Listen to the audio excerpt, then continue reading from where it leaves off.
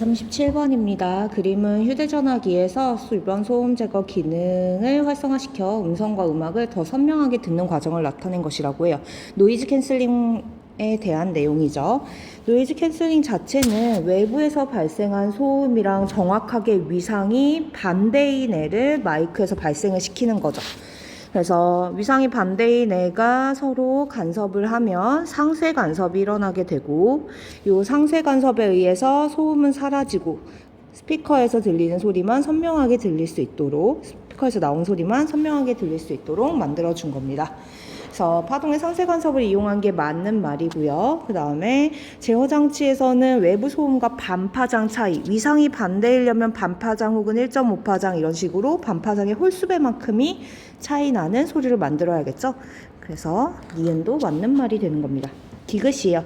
같은 원리로 빛을 이용해서 빛도 어둡게 할 수 있죠. 그래서 빛의 노이즈 캔슬링 버전이 무반사 코팅 같은 거, 안경의 무반사 코팅 같은 경우가 바로 이러한 케이스다라고 말씀을 드렸어요.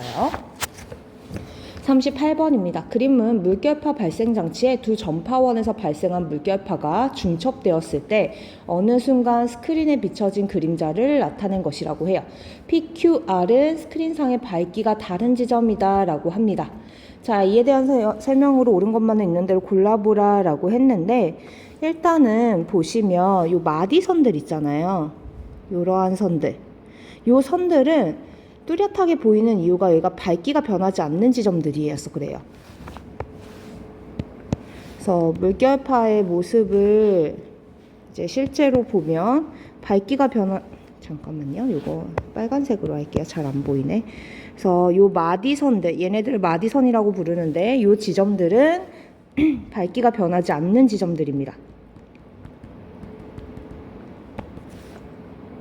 그래서 보시면 이게 이제 물결파를 발생시킨 모습이거든요.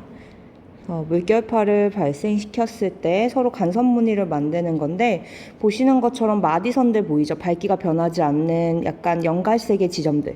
요 선들은 밝기가 변하지 않는 지점이에요. 밝기가 변하지 않는다는 건 진폭 변화가 없다는 뜻이거든요. 진폭 변화가 없으려면 반드시 골과 마루와 골, 이렇게 위상이 반대인 애들끼리 만나줘야 합니다. 그래서 위상이 반대인 애들끼리 만나는 요 지점들을 밝기가 변하지 않는 마디선이라고 얘기를 해요. 우리가 요 문항에서 위상이 반대니까 두 개의 변이를 빼면 이렇게 진폭이 변했던 거지, 만약에 위상이 반대인데 두 진폭을 더했으면 어떻게 됐겠어요? 진폭이 없는 0인 위치로 쭉 갔겠죠. 그 지점들이 바로 마디선인 겁니다. 그래서 요 마디선이 있는 Q 지점이 이제 물결파가 서로 상쇄되는 부분인 거죠. 그래서 얘는 Q라고 해주셔야 돼요. Q는 여기 마디선 위에 있죠. 조금 애매해서 R이. 자, 그 다음에 아래서는 밝기가 변하지 않는다라고 했는데, 방금 말한 것처럼 밝기가 변하지 않는 지점은 어디예요? Q인 거죠.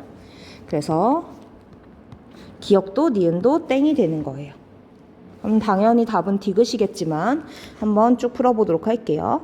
Q는 물결파의 중첩에 의해 만들어진 정상파의 마디이다 라고 얘기를 했는데, 이 정상파의 마디라는 부분이 이제 사실은 상쇄간섭을 일으키는 부분이거든요. 그래서 맞는 말인데, 우리가 정상파는 하지 않기로 했잖아요. 그래서 얘는 모르셔도 됩니다.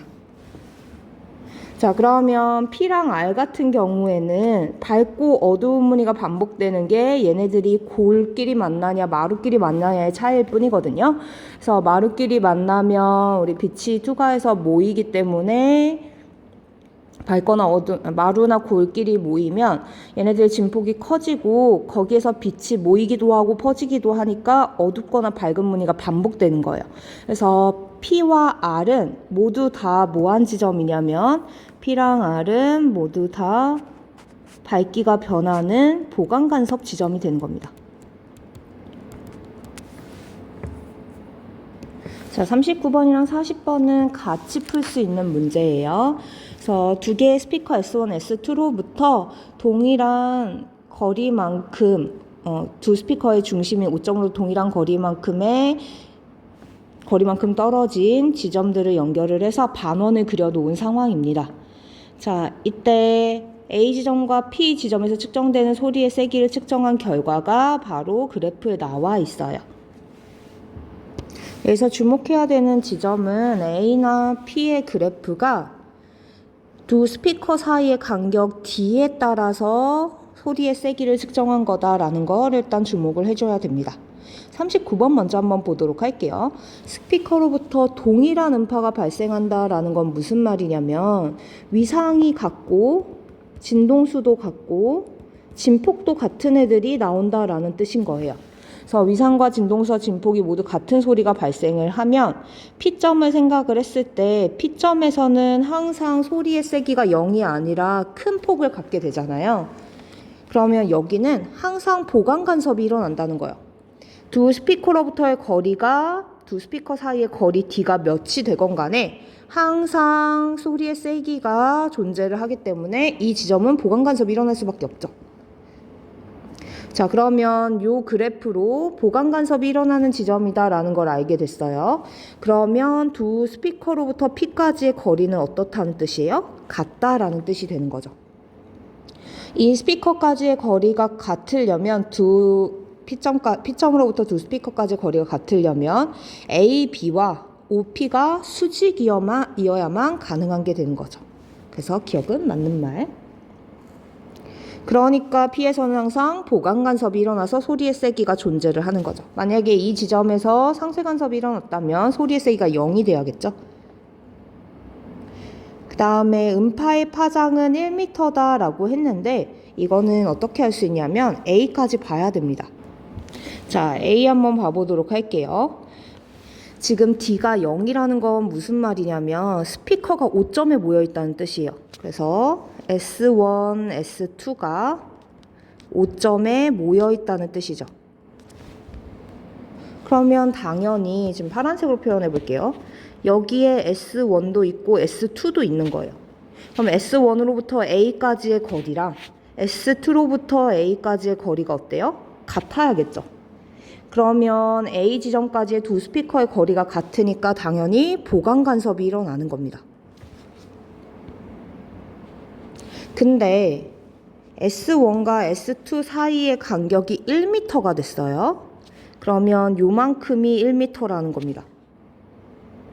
그러면 A에서부터 S1까지의 거리에다가 그다음에 A부터 S2까지의 거리를 생각을 해보면 1m 차이가 나는 거예요.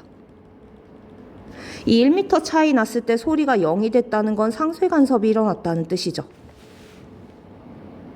그러면 우리가 상쇄 간섭이 일어나려면 몇 파장 차이 나야 돼요? 반 파장 차이 나야 돼요.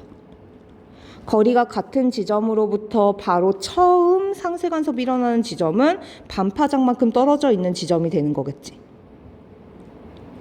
그러면 1m가 몇 파장인 거예요? 반 파장인 거예요. 그러면 한 파장은 2m여야겠죠?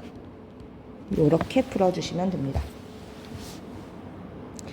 자, 그러면 40번도 한번 풀어볼게요. 그림 가와 같이 오를 중심으로 반지름 R의 크기가 10m인 반원을 그릴 거래요. 그리고 A부터 시작해서 반원을 따라 이동하면서 소리의 세기를 측정한다라고 합니다. 그러면 반지름이 10m예요. 얘네들 다 지우고 다시 해보도록 할게요. 반지름이 10m입니다. 요만큼이 10m인 거예요. 그래서 A서부터 반원을 따라 이동하면서 소리의 세기를 측정을 했는데 이때 D는 5m라고 합니다. 요만큼은 5m예요. 그럼 일단 P 지점은 보강이 일어나야겠죠. 얘는 보강 간섭입니다. 그 다음에 우리 사실 반지름 A는 크게 중요한 바가 아니에요. 뭐가 중요한 거예요? 떨어진 거리 5m라는 게 중요한 거지. 그래서 처음에 판단을 할 때는 5m인 게 제일 중요한 거거든요. D가 5m일 때를 쭉 이어서 그려보도록 할게요. 왜냐하면 반지름이 10m든 20m든 간에 처음에 A 지점은 S1부터 A까지의 거리와 S2부터 A까지의 거리 차이가 D일 수밖에 없고, 그러면 그 값이 바로 5m가 되는 거잖아요. 그래서 5m일 때 소리의 세기를 그대로 그려보면 1, 3, 5순으로 상세 간섭이 일어나니까 이때 상세가 일어나는 겁니다. 그럼 볼게요. 경로차를 생각을 해볼게요. 거리의 차이. S1과 S2로부터의 A 지점까지 거리의 차는 5m예요. P 지점까지는 0m입니다. 그러면 이렇게 따라 올라가면서 거리의 차이, S1과 S2로부터의 거리의 차가 점점 줄어들겠죠. 뭐 이런 식으로 이렇게 올라가면서 점점 거리의 차가 줄어들어서 결국은 0까지 되는 거잖아요. 그러면 그 사이에 거리의 차가 4m인 지점 있을 거고, 3m인 지점 있을 거고, 2m인 지점 있을 거고, 1m인 지점 있겠죠.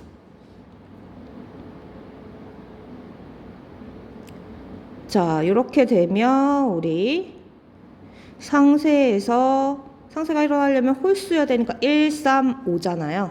그래서 3이랑 1은 상세가 되는 거고, 상세인 지점을 찍어보면 5m 지점, 3m 지점, 1m 지점인 거죠.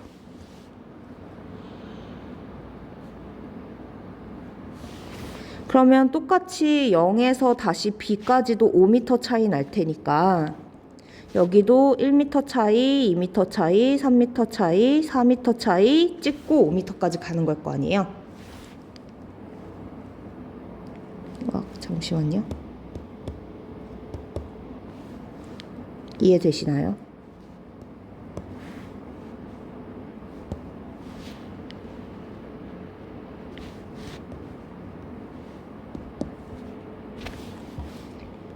얘의 특성은 왜 그러냐면 S1과 S2가 5m만큼 떨어져 있고 얘가 반원을 따라 움직이기 때문인 거예요. 그러면 문제 한번 풀어보도록 할게요.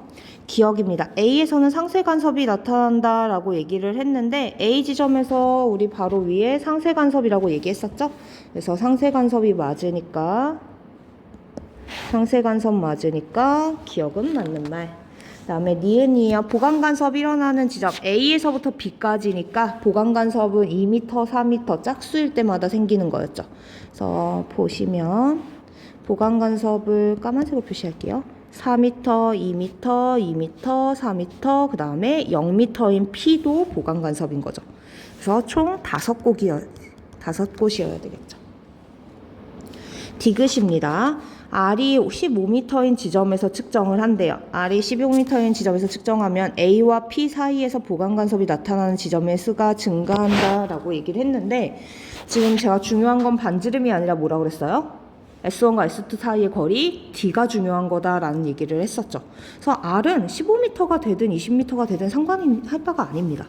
그래서 얘는 상관이 없어요. 오로지 뭐랑만 상관이 있는 거예요? D와 관련이 있는 거죠. 그래서 D만 상관이 있는 겁니다. 그래서 기긋도 땡. 41번이요. 그림과 같이 둥근 철사에 비누 거품을 묻혀서 얇은 비누막이 생겼을 때 수직으로 세워놓으면 시간이 지날수록 색상의 변화뿐 아니라 줄무늬의 간격이 점점 넓어지는 걸 볼 수 있대요. 이에 대한 설명으로 옳은 것을 있는 대로 골라보라 라고 하네요. 이렇게 보시면 무늬가 생기는 거는 간섭 때문이라고 얘기를 했었죠. 비누막에서 오묘한 색깔이 보이는 거는 이제 밝고 어두운 정도, 그 다음에 그 빛의 색깔에 따라서 굴절되는 정도, 그리고 서로 진동수에 따라서 서로 간섭을 미치는 정도에 따라서 차이가 있는 거다라는 얘기를 했었어요. 그래서 비누막에서 반사되는 빛의 간섭 현상 때문에 일어나는 일이 맞는 말이고요. 여기서 이 니은은 어떻게 알 수가 있냐면 시간이 지날수록 줄무늬 간격이 점점 넓어진대요. 그러면 얘를 생각을 해보면 시간이 지날수록 중력을 받으니까 얘를 단면 옆에서 보면 비누막의 두께가 중력 때문에 점점 아래로 처지니까 밑으로 내려갈수록 두꺼워지겠죠. 두꺼워질수록 무늬 간격이 어떻게 됐어요? 얇아졌죠? 그래서 얘는 땡입니다. 그래서 얇아졌다. 문제에서 힌트를 얻는 거예요.